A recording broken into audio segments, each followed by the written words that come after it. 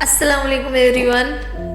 آج کی غزل ہے حبیب جالب کی، جو کہ نہ جانے کتنے انصاف سے محروم لوگوں کے سے متعلق ہے، اور بلقیس بانو کی خاموش آنکھیں دیکھ کر ایسا لگتا ہے کہ مانو کہہ رہی ہیں کہ یہ منصف بھی تو قیدی ہیں، یہ منصف بھی تو قیدی ہیں، ہمیں انصاف کیا دیں گے؟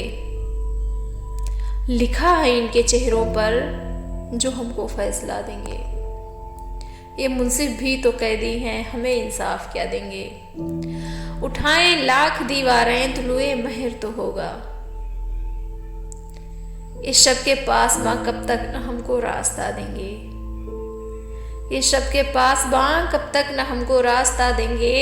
ہمیں تو شوق ہے اہل جنوں کے ساتھ چلنے کا، ہمیں تو شوق ہے اہل جنوں کے ساتھ چلنے کا، نہیں پرواہ ہمیں یہ اہل دانش کیا سزا دیں گے؟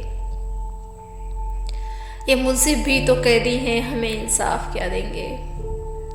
ہمارے ذہن میں آزاد مستقبل کا نقشہ ہے، زمیں کے ذرے ذرے کا مقدر جگمگا دیں گے۔